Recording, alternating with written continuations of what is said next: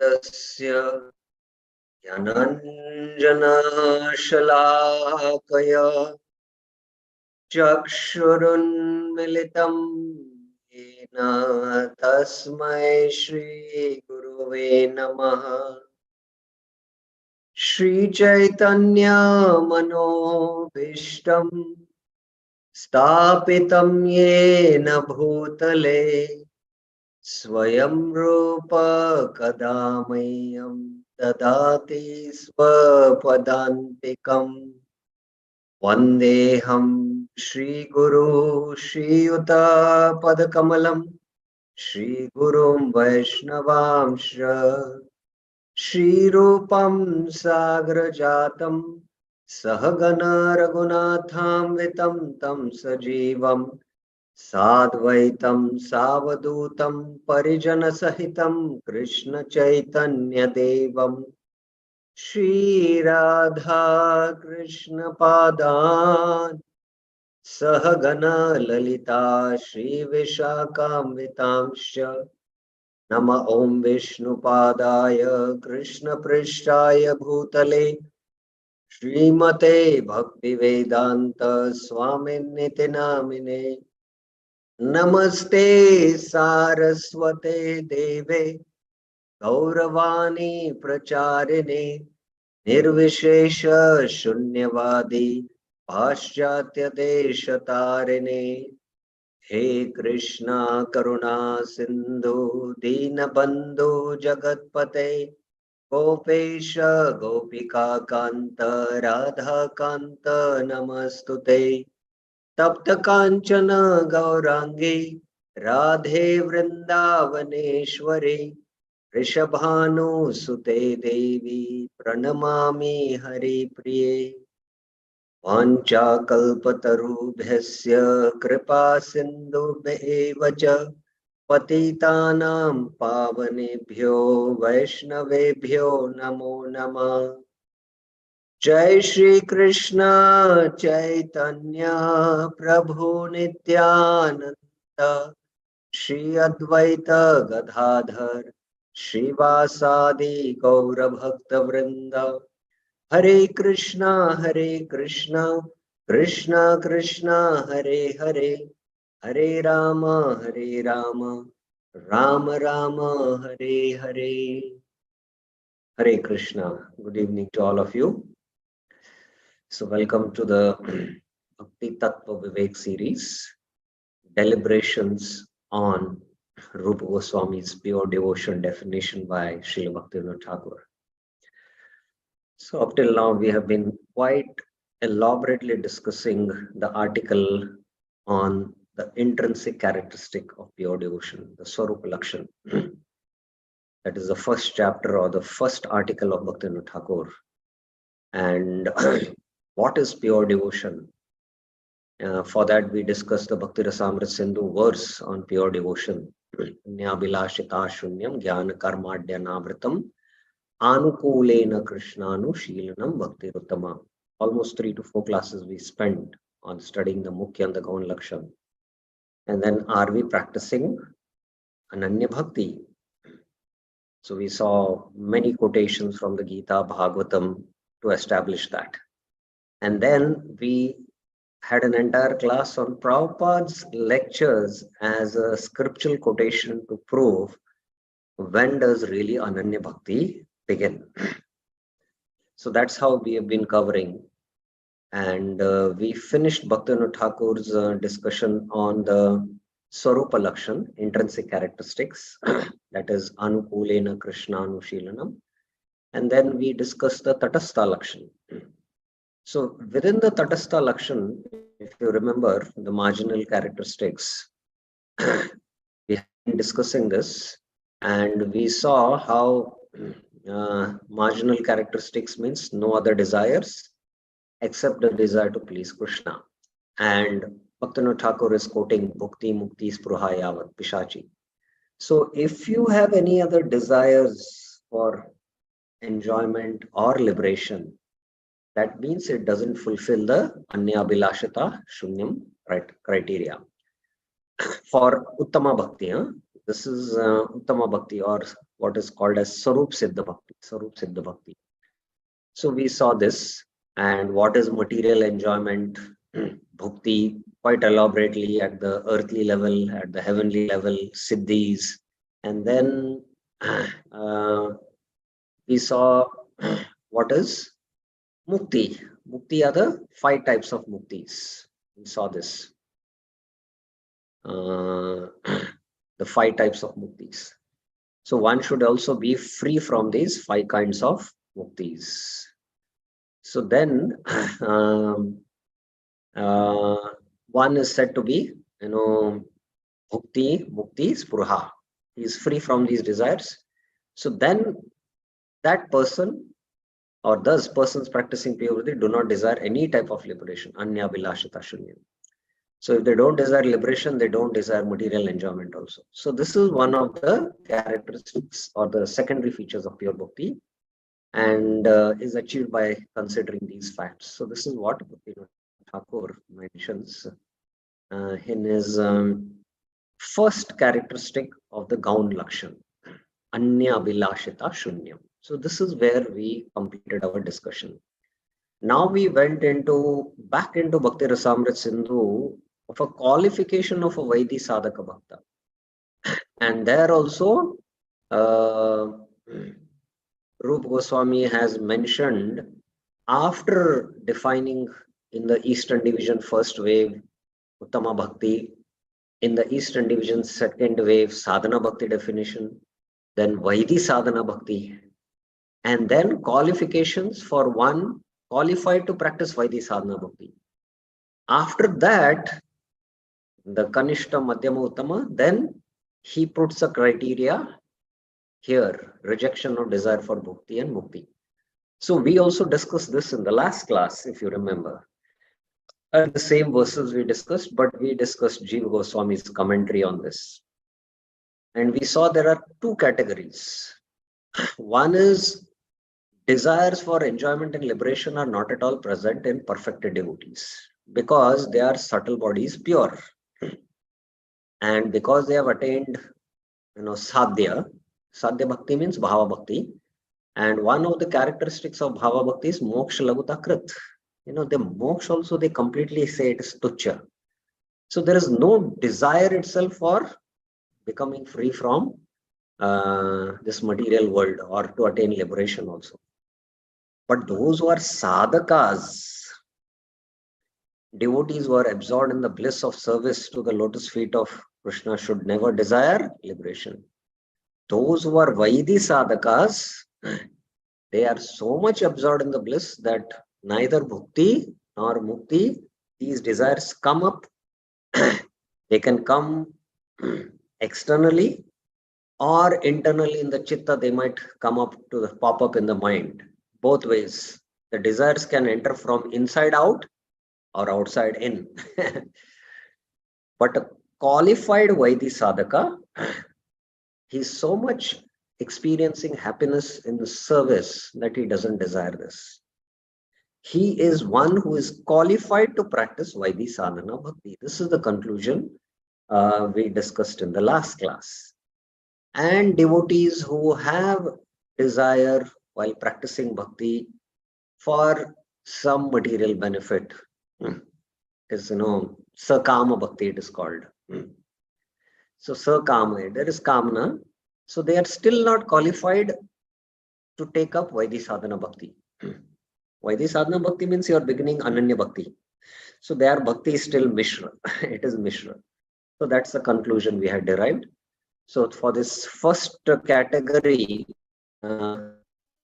we saw the verse reference.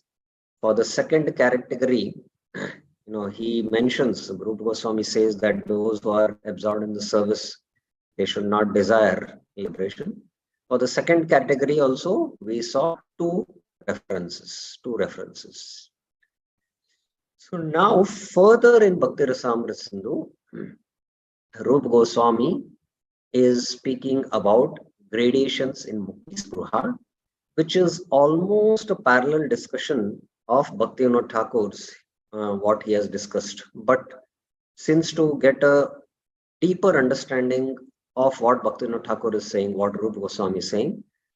We are continuing our discussion now, gradations in Mukti, Spruha, which is part of Bhakti Rasamrita Sindhu. Okay.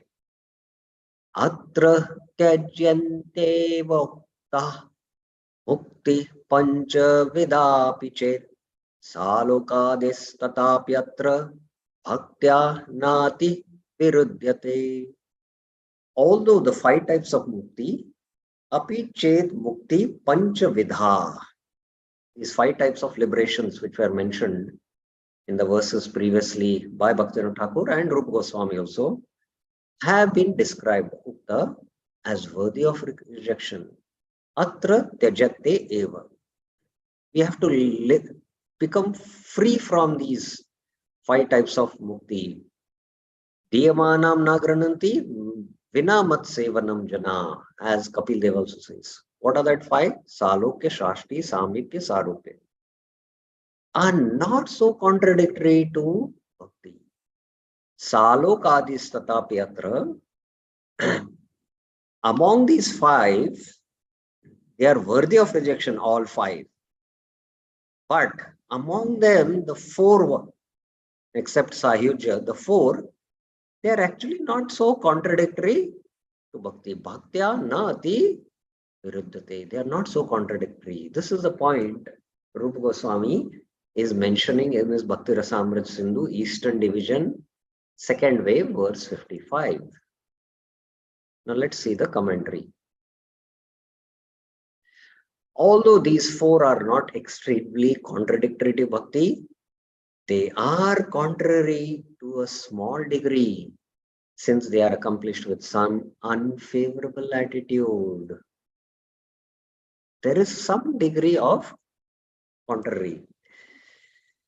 If a devotee has a desire for these 4, independent of the desire to please the Lord, then the bhakti is no longer anya vilashita shunya. Now, Sukh Aishwaryottara Sevam Prem Sevottaretyapi Salokadir Dvida Tatra Nadya Sevam Jushamata. There are 2 varieties in these 4 types of liberation. Salokadir Dvida Tatra. So there are 2 types. Now, among the 5, the 5th one, Sarupya, is out of question. The 4, Salokya, Samipya, Shashti, and Sarupya, they are not so contrary to Bhakti. Na ati viruddhate. Now, Rupa Goswami in this verse, he is among these 4 types, he is making some distinction. There are 2 types, he is saying. One predominated by the desire for happiness and power. Sukha Aishwarya Uttara. So, among the 4, two types of liberation are predominated by happiness and power. Happiness and power. And the other predominated by the desire for prema. Prema seva uttariti. The first variety is not accepted. Tatra na adhya mata. Adhya means the first one. By those who are inclined to serve the Lord. Seva jusham. So those who are inclined to do loving service, prema seva, they reject this first predominated by desire for happiness and power. Sukh Aishwarya Uttar. And it is not accepted, and those who are inclined to serve, they don't accept the first, Sukh Aishwarya. Now let us see what Jiva Goswami has to say. Here the author explains the word ati in ati viruddhate of the previous verse. One variety has the predominated desire, uttara, for the happiness and powers which are natural to the spiritual world. So here we are speaking about happiness. Please remember, this happiness is the happiness of spiritual happiness in Vaikuntha. And the powers also we are speaking, these are not some siddhis of this material world. These are natural powers which are there with the residents of Vaikuntha. So that is predominated by happiness and powers. So Shashti is, having the same Aishwarya like the Lord. Lord has a lot of powers, right? The other variety has a predominated desire for service executed by one's natural prema. There is a predominance of seva coming out of prema. Now, sometimes it is very difficult to grasp this.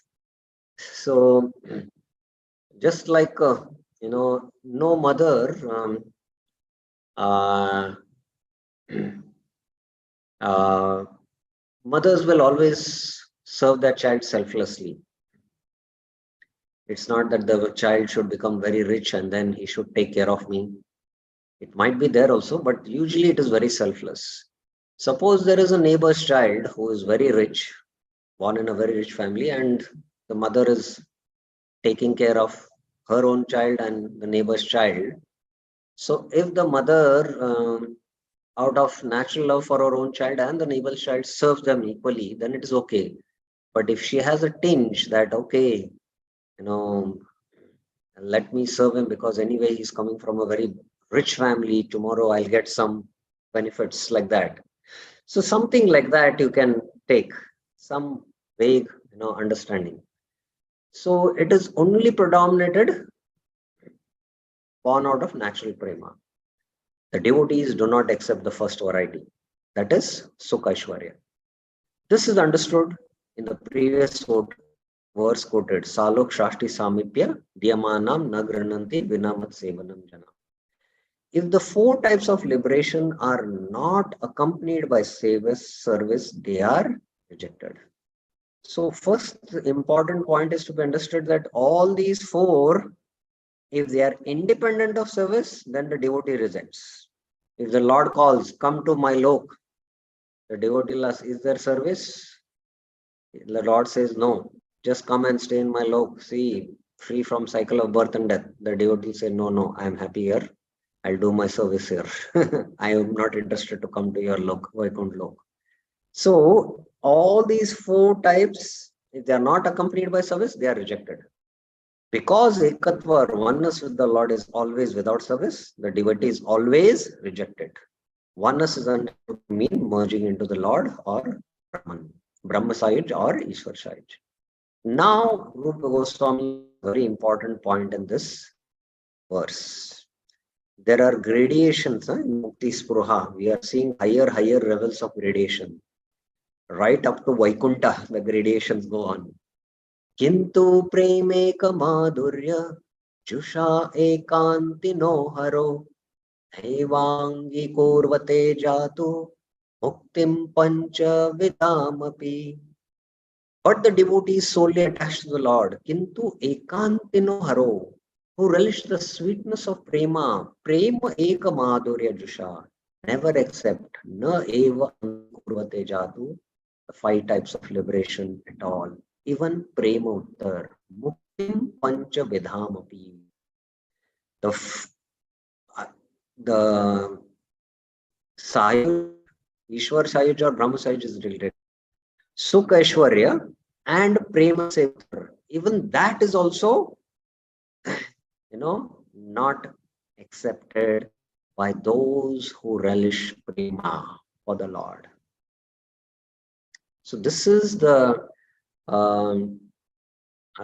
quality of Uttama Bhakti or Vraj Bhakti to Vraj Krishna, which is filled, Vraj is filled with Madhurya, sweetness of the Lord. There's no Aishwarya there. Aishwarya Gyan, it's not there. Those who are pure devotees do not accept Prema Uttar Mukti mentioned in the previous verse. By the use of the word Uttar, predominance, a little desire for Sukha and Aishwarya is indicated in that Prema Seva.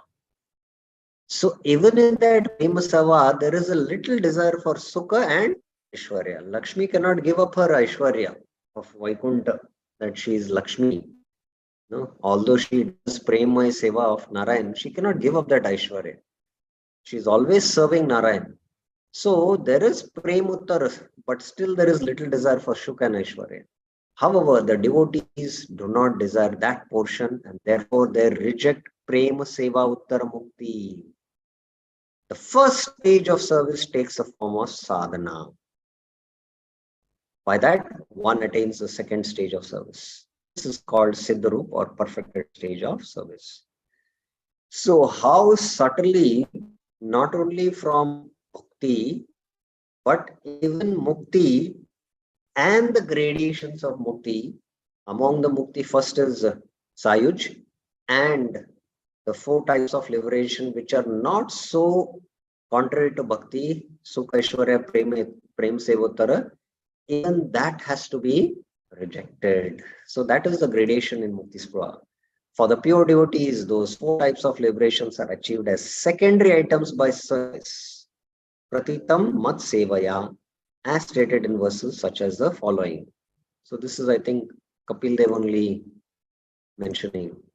Mat sevaya pratitam te sarukadi chatushtayam nechanti sevaya purna tonya kala viluktam. The devotees do not desire the happiness and powers attained through those four types of liberation at all. That is the meaning in verse 38. They are satisfied completely, having attained the highest bliss by serving the Lord directly. Purna Sevaya. Actually, service depends on being on the same planet, etc. So those items are accepted as a part of pure prema. If they do not desire those types of liberation, how much more they dislike the temporary rewards of the material world. Kaluptam. How could they desire such things?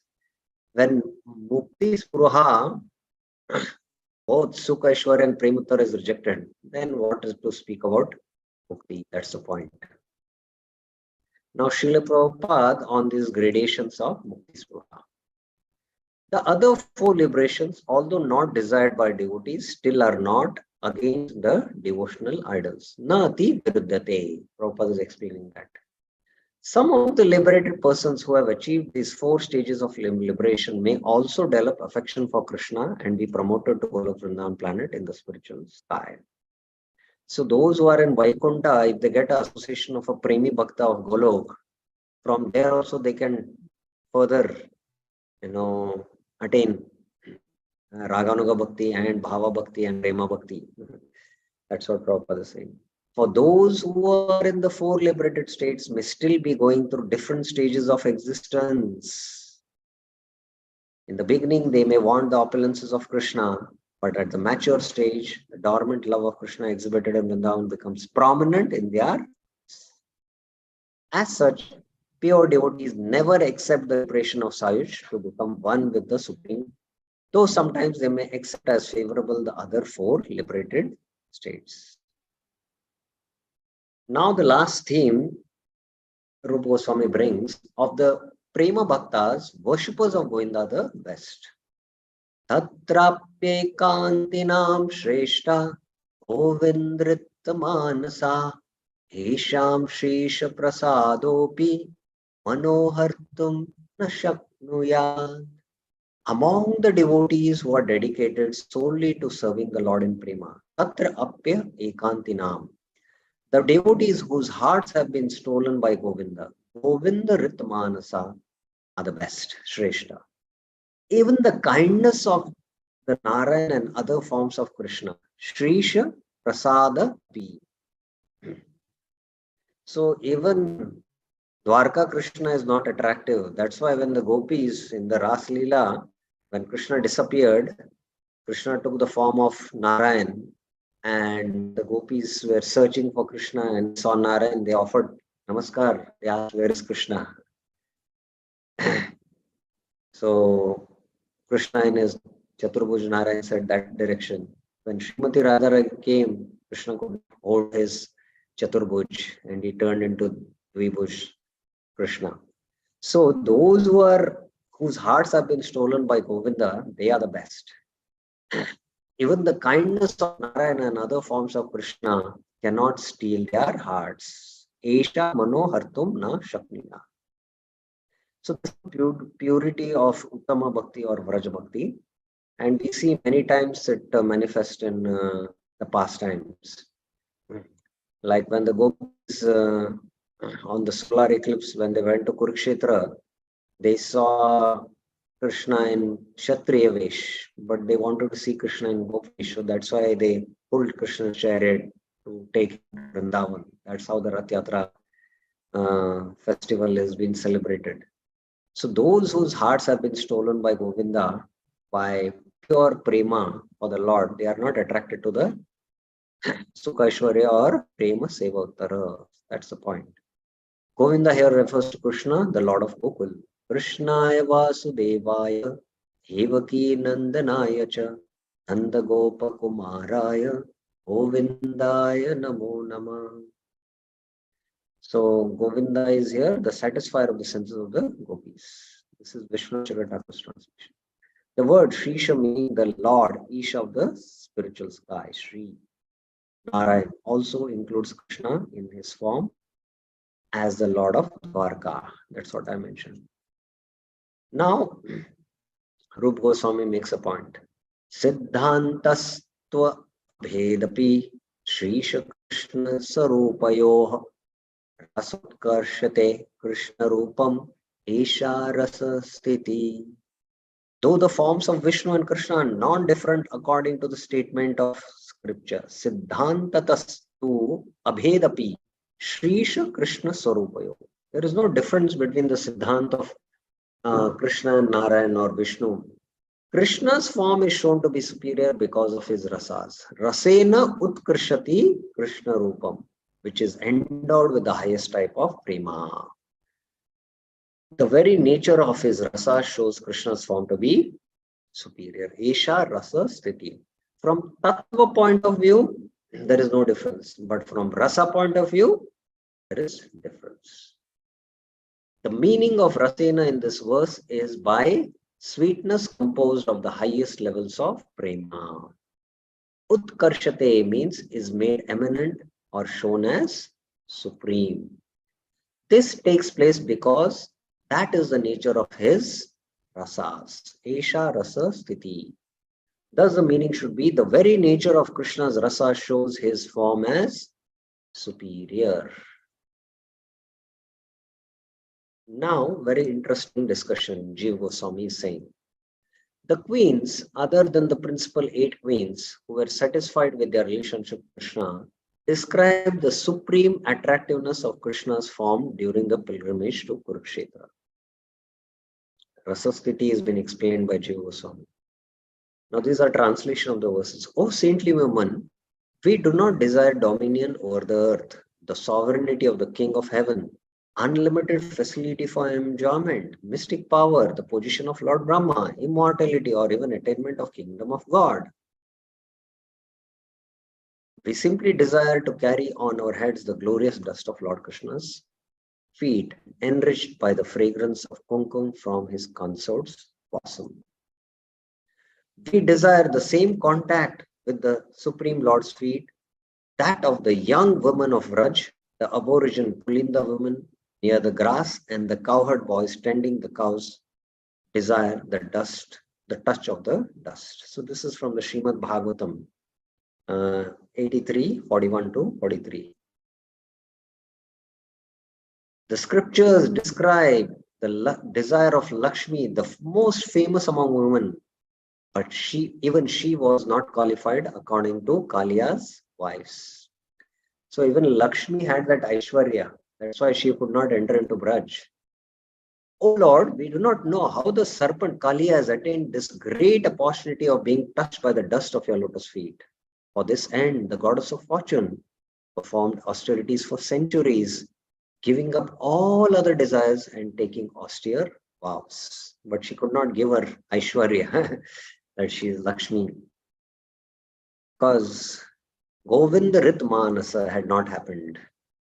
Uddhava also said the same thing. The goddess of fortune herself, along with Lord Brahma and all other demigods, who are the masters of yogic perfection, can worship the lotus feet of Krishna only within her mind. But during the rasa dance, Lord Krishna placed his feet upon the gopis' breast, and by embracing those feet, the gopis gave up all stress. Therefore, it is proper to say that the devotees, including the gopis, whose hearts have been stolen by Govinda in Vraj, are the best, and that Krishna is the best. So, Aradhya Bhagavan is Vrajatanayas, Tadhama Vrindavan, and Ramya Kachita Upasana, Vrajvadu. The best worshippers are the gopis. By mentioning the form of Krishna as outstanding, his beauty is also Esha Rasa Sthiti. Though this is a topic for the Siddha devotees, it is hoped that others will become like-minded. Thus, it has been explained here. That is what Jiva Goswami is saying. Now, Srila Prabhupada. Out of the many kinds of devotees of the Supreme Personality of Godhead, the one who is attracted to the original form of Krishna, Lord Krishna in Vrindavan, is considered the foremost first-class devotee. Such a devotee is never attracted to the opulences of Vaikuntha or even of Dwarka, the royal city where Krishna ruled. The conclusion of Srila Rupa Goswami is that the devotees who are attracted by the pastimes of the Lord in Gokul or Vrindavan are the topmost devotees. A devotee who is attached to a particular form of the Lord does not wish to redirect his devotion to other forms.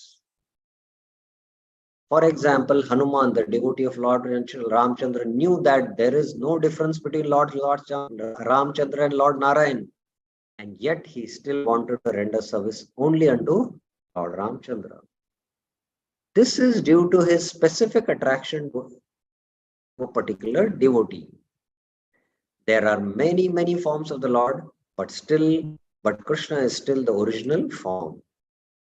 Though all the devotees of the different forms of the Lord are in the same category, still it is said that those who are devotees of Lord Krishna are the topmost in the list of all devotees. Esha Rasa Sthiti, those are worshippers of Krishna, especially Vraj Krishna, not Dwarka Krishna or Mathura Krishna. So, this is regarding Mukti Spruha, which is a very important discussion in the Bhakti Rasamrita Sindhu. So any questions or clarifications regarding this? I just took this as an extension of our discussion on Anya Abhilashita Shunyam, which Bhaktivinoda Thakur quite elaborately explained in his Bhakti Tattva Viveka article. So I discussed more in detail to get a better understanding from the Bhakti Rasamrita Sindhu. So any questions, any clarifications? What Mukti Spruha? Yes. Virendra Yadav Prabhuji, yes. Hare Krishna Prabhu. So you mentioned two types of this four category of Salok, Shastri, Samik, Saruk. Yes. In that, the Sukhashwar and Premottar. Yes. Is that second category, Prabhu, if you can elaborate, I could not figure out. Yes. So there is this Sukhashwarya and Prem Seva Uttar. So, okay.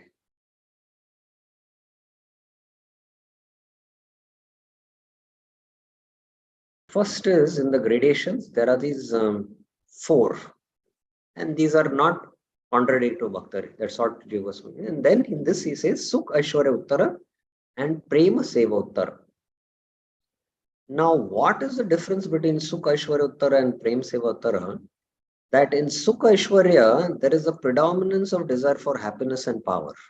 The happiness of Vaikuntha, the powers in Vaikuntha.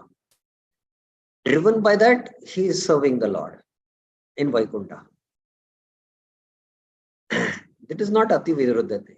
And in Prema Sevatara, there is no consideration of Sukha and Aishwarya of Vaikuntha also, but there is service for the desire for Prema. For the desire for Prema. So this is a subtle difference between the two. One variety has a predominant desire for happiness and powers which are natural to the spiritual world, and the other variety has predominant desire for service executed by one's natural Prema, what he has for Narayan. So this is Sukha Aishwarya and Prema Seva Uttara. But those who are attracted to Vraj Krishna, they should reject both the Sukha and Prema Sevatara. That is the point. Those who are attached to the sweetness of Prema of Vraj Krishna. So that is the point. Is it clear, Prabhu? Right, perfect. Thank you. Yeah. Sridama Charam Prabhuji. Hare Krishna, Paji. Thank you so much. Nice class, Paji. I got a lot of knowledge from this course. But my question is, as you mentioned before your slide, my voice is audible, Paji? Hari bol. Yes, yes. So, as you mentioned, the wives of Kali are elevated than the principal queen of Lord Krishna in Dwarika. So, No, my question is, wives of Kalia are saying that, they, what, how glorious is our husband because he got the dust of a lotus feet and attained Vraj Bhakti, but not Lakshmi. That is the point. In their prayers, it is there. So we just showed that verse translation. So, my question is, can we say those are staying in Vrindavan, like whether it may be a plant, maybe a creeper, maybe like a deer, are glorious than the devotees that are staying in Vaikuntha or Queens of Krishna and Vaikuntha at Dwarika? Question is clear? Yeah, I am clear about the question. But there is no rasa exchange happening there. It's mostly in the Shant rasa. The rasa exchange happens between the same species. So there can be Dasya, Sakya, Vatsalya, and Madhurya.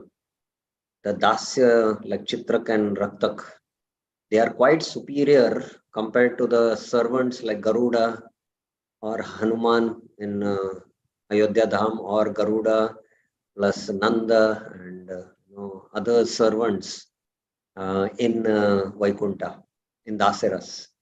In Sakyaras, there is the friends of Krishna like Sridhama, Sudhama are quite superior from rasa point of view compared to the friendship in Vaikuntha, which is not so intimate.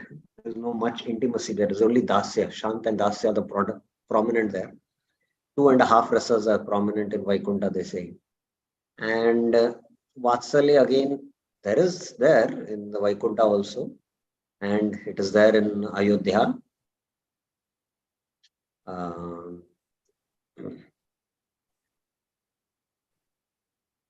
Lord Ram's mother is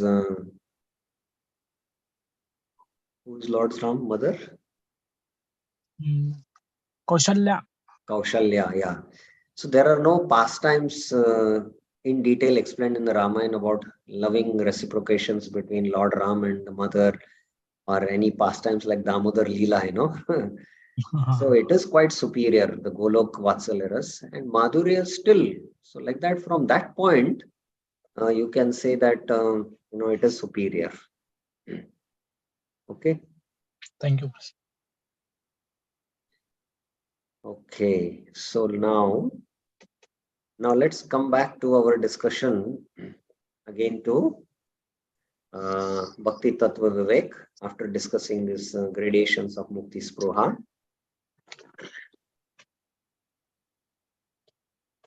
The secondary characteristic uncovered by karma and gyan. Gyan karmadya anavritam. So this is the last secondary characteristic which Bhaktivinoda Thakur is going to write. Now we are coming back to our Bhakti Tattva Vivek article. To remain uncovered by tendencies such as those for gyan, the cultivation of knowledge aimed at impersonal liberation, and karma, fruitive activity, are other marginal characteristics of bhakti. Anya Abhilashita Shunyam he has discussed. Now Bhaktivinoda Thakur is discussing Gyan Karmate Navrit. The phrase Gyan Karmadi, the word Adi, meaning and so forth, refers to the practice of mystic yoga, dry renunciation, the the process of enumeration, Sankhya Yoga, and the occupational duties corresponding to one caste or creed. So karma adi means adi can refer to all this, and especially our nature, our swabhav of the conditioned mind. And based on that conditioned mind, we have a nature of doing activities. So in the Varnashram, there is Swadharma, Swabhava, Swakarma, and Swadharma. Kshatriya Dharma is there, Brahmana Dharma is there, Vaishya Dharma is there, Krishir Go, Raksha Vanijam. So now also we have our conditioned nature, and somebody is inclined for medicine, somebody is inclined for aerospace, somebody is inclined for management, somebody is inclined for painting, artistry. So this is the based on one's nature. So that is all included now. It has already been mentioned that the favorable cultivation of activities to please Krishna is called bhakti. Anukulena Krishnanushilanam is bhakti. The living entity is transcendental. Krishna is transcendental.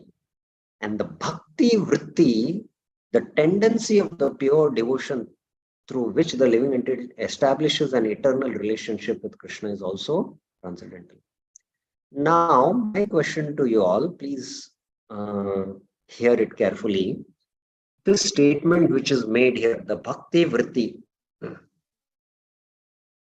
Vrittis are impressions or the tendency or inclination.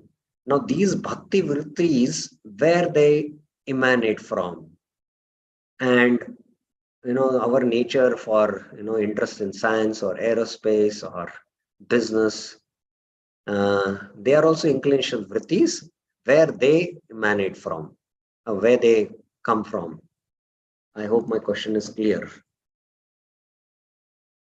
I don't know why my camera is not to be seen. Yeah. Where do they spring from? One sense.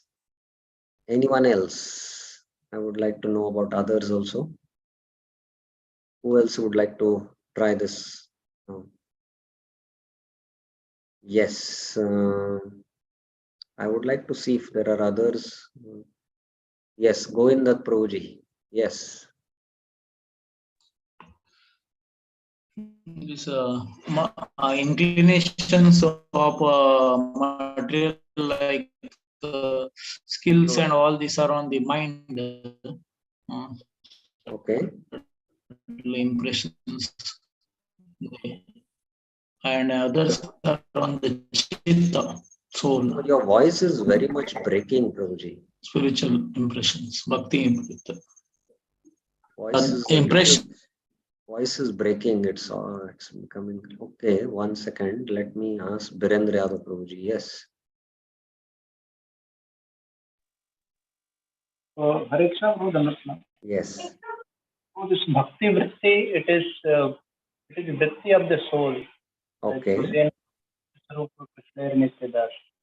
Yeah, bhakti vritti is the vritti of the soul. Okay. It is kind of springing from the soul. Then what about our inclinations for doing, pursuing some things in this world like aerospace engineering or medical or management? These vrittis.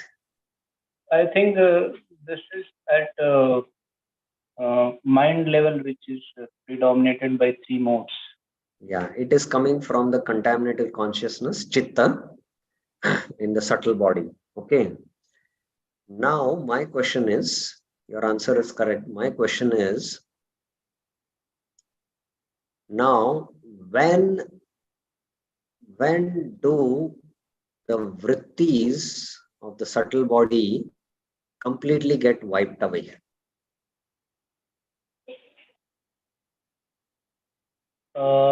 When we have crossed the three modes, basically when we have transcended the three modes, that is the stage of, I think it could be bhava only.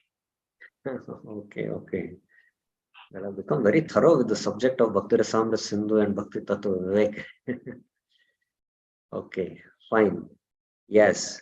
So when all the impressions in the subtle body are wiped away by practicing of sadhana bhakti, of course, by the sadhana bhakti and raganuga sadhana bhakti, then the bhakti vritti of the soul manifests. So at one stage it is Nishta, but at the highest stage it is at Bhava Bhakti, as Prabhuji has mentioned. So this is an important point. Bhakti Vritti, the tendency of pure devotion through which the living entity establishes an eternal relation to Krishna, is also transcendental. When the living entity is situated in his pure state, only then does the intrinsic attributes, Swarup Lakshan of Bhakti act. Please digest this statement. I want that you should understand. That's why I ask these questions now. When the living entity is situated in his pure state, then only then does the intrinsic Swarup Lakshan of Bhakti act. Are you understanding the statement? Any questions on this? Or you have not understood this statement? Please raise your hand. It's very important for us to understand this. There is one hand which is raised. Any others? Okay, Sridhama Charan Prabhuji.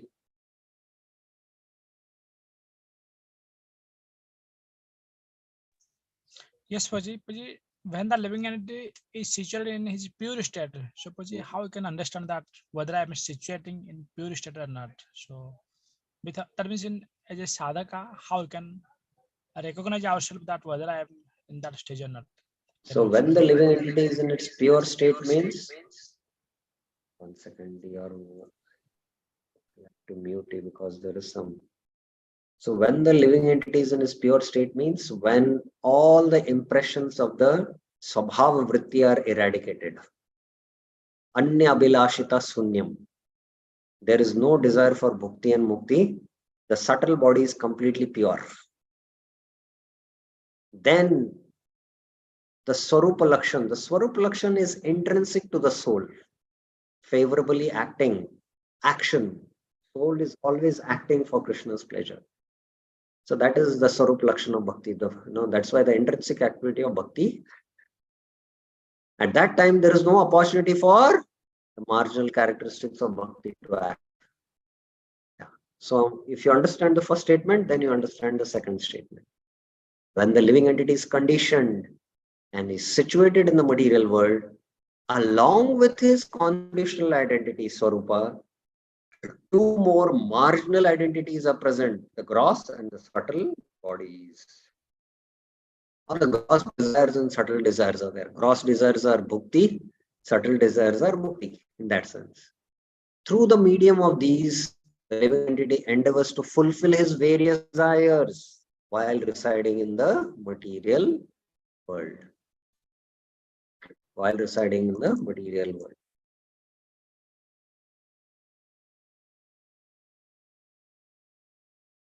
While residing in the material world. Therefore, when introducing someone to the conception of unalloyed devotion, we have to acquaint him with the concept of Anya Abhilashita Shunyam, being devoid of any desire other than the desire to please Sri Krishna. In the transcendental world, this type of identification is not required. Why in the transcendental world this type of identification is not required? Who will answer? Why it is not required?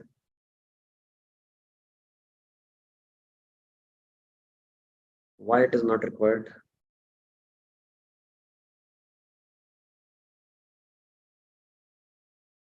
Anyone who has still not now answered? I will have to ask others. Lata Mataji? Hare Krishna, Prabhu.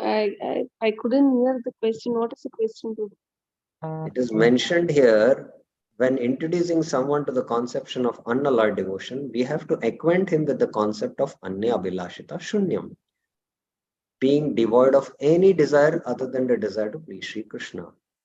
In the transcendental world, this type of identification is not required. It's not required, it is saying. Because Prabhu, the soul is in its own, in the pure state, and it has Yes. only desire to satisfy Krishna. Yes, the identity is based on the spiritual platform that I am part and parcel of Krishna, I am a servant of Krishna, I am the lover of Krishna. And there is no subtle or gross coverings on the soul. So in the transcendental world, this type of identification is not required. But in the material world, there is identification conditioned in that. That's the point Bhaktivinoda Thakur is making. After becoming entangled, now the next theme is attaining the seed of bhakti in the form of faith. After becoming entangled in the ocean of material existence, the living entity becomes absorbed in various types of external activities and thereby attacked by a disease called forgetfulness of Krishna. So when the living entity in the transcendental world, there is no such identification record. He is free from all upadhis and he is situated in his swarupa, mukti hitva anyatam swarupena vyavasthita. He is situated there. But when he becomes entangled in the ocean of material existence, he becomes absorbed in external activities because of forgetfulness of Krishna. Within the jiva suffering from the severe miseries caused by this disease arises a desire to be delivered from the ocean of material nescience. So when he is suffering because of his own material desires to fulfill the desires of gross and subtle conditionings of the gross and body, bhukti or mukti, a desire arises to be delivered from the oceans of nescience. At that time, within his mind, he condemns himself. Now, Bhaktivinoda Thakur is putting everything in a poetic way now, thinking, alas, how unfortunate I am, having fallen in this insurmountable ocean of material existence. I've been thrown here and there by the violent waves of my wicked desires. These are, Anya Abhilasha, because of Anya Abhilasha. Because of these desires, I've been thrown here and there. At different times, I've been attacked by the crocodiles of lust, anger, and so forth. I cry helplessly at my miserable condition, but I don't see any hope for my survival because I'm drowning in this ocean. What should I do? Do I have any well-wisher? Is there any possible way I can be rescued? Alas, what to do? How will I be delivered? I don't see any solution to my dilemma. Alas, alas, I'm most unfortunate. We also, before coming to Krishna consciousness, we were going through this in our heart, and Krishna heard our heart prayers and he directed us to a devotee or a spiritual master, and that's how we came in devotion. In such a distressed state of helplessness, the living entity becomes exhausted and falls silent. Seeing the jiva in this condition, the most compassionate Sri Krishna then mercifully implants the seed of Kripa of devotion Bhakti Lata Bij within his heart. This seed is known as Shraddha, faith, and it contains within it the undeveloped manifestation of Bhava, the first sprout of divine love for one. Nourished by the water of cultivation of devotional activities headed by hearing and chanting, that seedling first sprouts, then grows leaves, and then finally flowers as it assumes the full form of a creeper. When, in the end, good fortune dawns upon the living entity, the creeper of devotion bears the fruit of prema, divine love. So now, Bhaktivinoda Thakur explained how we attain the seed of Shraddha in the form of faith. How this happens, he gave a story. And now, after attaining the seed of Shraddha, what is the danger before attaining the stage of Nishtha? Bhaktivinoda Thakur is explaining. Now I will explain the gradual development of Bhakti starting from its seed form of Shraddha. It is to be understood clearly that as soon as the seed of faith is sown in the heart, immediately Bhakti Devi appears there. So the moment the seed is sown, Bhakti Devi appears in the heart. Bhakti at the stage of Shraddha is very delicate, like a newborn baby girl. So Bhaktivinoda Thakur compares Shraddha to a newborn baby girl. So the mothers know when the baby is born, they have to protect the baby from cold, heat. They have to take care that no infections will attack the baby. So similarly, Bhaktivinoda Thakur describes, from the very time of her appearance in the devotee's heart, she has to be very carefully kept in a healthy condition. Just like if you put a seed also, you have to see that it is fenced. There is pure water, there is pure, manure like cow dung given. Otherwise, if there are unfavorable conditions, that seed, when it starts sprouting up, it might catch some disease and the fruit might not be good fruit, something like that. Just as a householder protects his very tender baby daughter from sun, cold, harmful creatures, hunger and thirst, similarly, the infant like Shraddha Devi must be protected from all varieties of inauspiciousness. Otherwise, undesirable association of impersonal knowledge, fruitive activity, mystic yoga, attachment to material objects, dry renunciation, and so forth, will not allow her to gradually blossom into Uttama Bhakti. So, the seed of Shraddha is the pure faith which is sown in the heart, but it has to be protected. As it comes out with the nourishment of hearing and chanting, it can get covered. It can have Jnana Avran or Karma Avran or Adi Avran, Jnana Karma Adi Avran. Or there can be Anya Abhilashta Shunyam also. Abhilashas can come.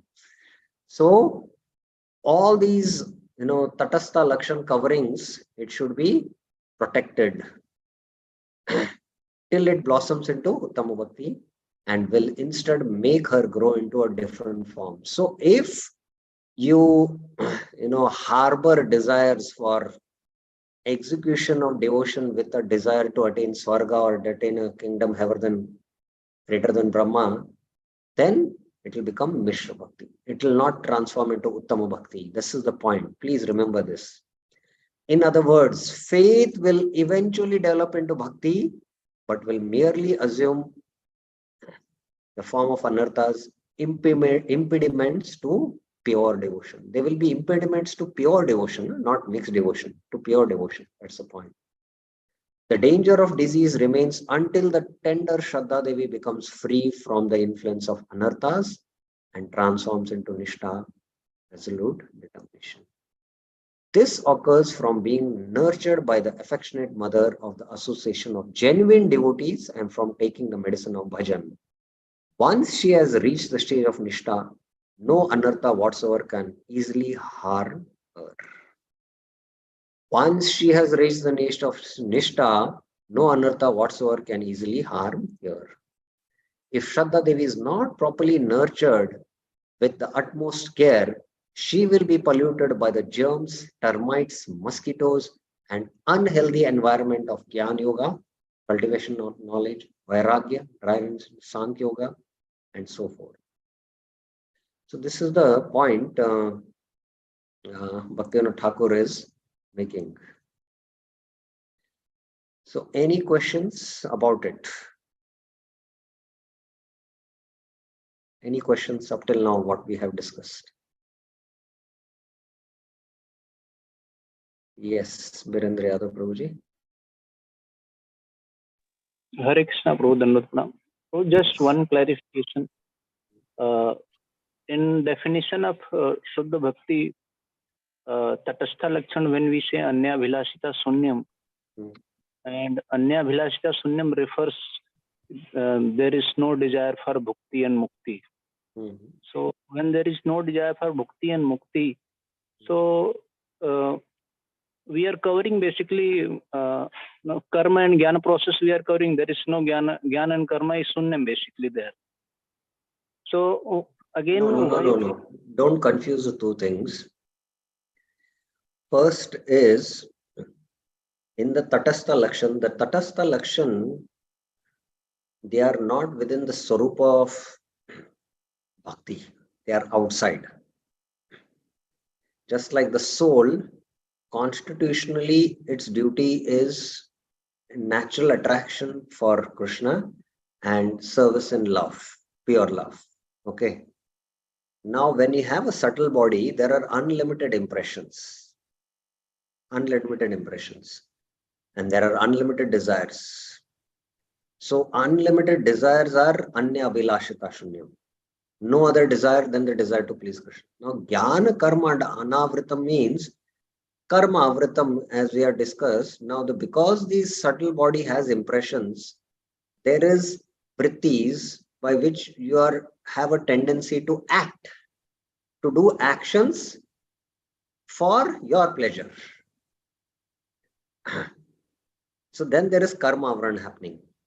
But when these vrittis are not there of the subtle body, the soul's vritti is only to act for Krishna's pleasure. The soul's vritti is only to act for Krishna's pleasure. So you get the difference between the two. Yes, Ru, my point was when desire for bhakti and mukti is taken into account by making it shunya, then where is the scope of karma avran and jnana avran? That is my point. Where is the scope of karma avran and jnana avran? Yes. See, that's what I was trying to mention, that in the subtle body there are desires. And because of the desires, you can pursue actions. We can pursue actions for that, to attain those desires. And there are what? Vrittis. Vrittis means there are,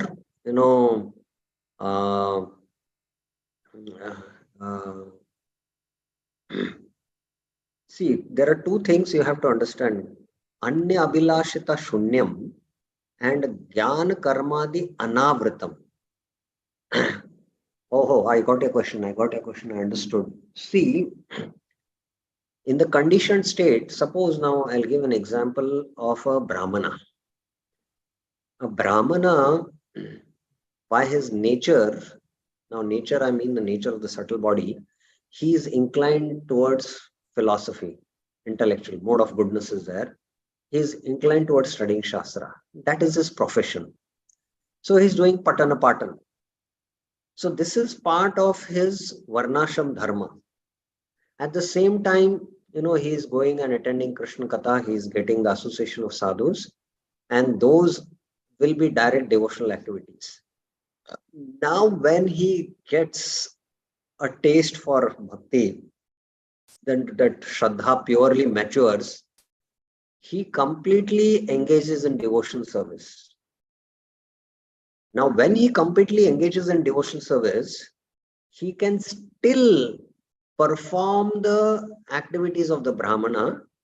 While performing the activities of Brahmana, he understands that he is doing it to set an example for others. So that time, that's why it is not said jnana karmadi shunyam. Jnana karmadi anavritam has been said. So that's why these two things have to be separately analyzed. And that's why there are two tatastha lakshans. Are you getting this point? Yes, sir, got the point. Thank you, folks. Thank you very much. Yes. It's a little subtle, but it takes some time to understand. Any other questions? Any other questions or clarifications? So, okay, we have almost completed now the first essay of this Bhakti Tattva Viveka. Now, there are only two more points to be discussed, which we will discuss tomorrow. And tomorrow we will start with the second chapter. First chapter almost took us 12 classes, but we had many other discussions like the Bhakti Rasamrit Sindhu definition of pure devotion. Are we practicing Ananya Bhakti? Prabhupada references on Purna Shraddha, and then Mukti Spruha from Bhakti Rasamrit Sindhu. So like that, 5-6 classes were almost, I think 6 to 7 classes were based on Bhakti Rasamrit Sindhu, because ultimately Bhakti Tattva Viveka is an elaboration of and further deeper understanding of Bhakti Rasamrita Sindhu. So that's why we felt pertinent to discuss that. But in the second chapter, we will be more discussing directly from Bhakti Tattva Vivek. The second chapter is the most important chapter because there, this Tatashta Lakshan, because of Tatashta Lakshan, the Bhakti is not pure. And that is called as Bhakti Abhas. Karma Mishra Bhakti, Jnana Mishra Bhakti, or all other different kinds of devotion. So that Bhaktivinoda Thakur is going to elaborate in the second chapter. So it is of prime importance for us to understand this. So that we will be beginning tomorrow the discussion. Okay, there's another question we will take up. Yes, Mataji. Sorry, Krishna, Prabhuji. Actually, my question is related to Vedic Sadhana Bhakti and Sadhana Bhakti. What is the difference? Since Vedic Sadhana Bhakti starts from Brahman realization stage, and the Sadhana Bhakti, the difference exactly. No, Sadhana Bhakti has two divisions. One is called as Vaidhi Sadhana Bhakti, other is called as Raganuga Sadhana Bhakti. Both are Sadhana Bhakti. So Sadhana Bhakti has these two divisions, Vaidhi Sadhana Bhakti and Raganuga Sadhana Bhakti. So that's the understanding we should have. I hope it is clear. Yes, Prabhuji. Thank you. Okay. Shri Bhakti Tattva Vivek ki Jai, Srila Bhaktivinoda Thakur ki Jai, Srila Prabhupada ki Jai.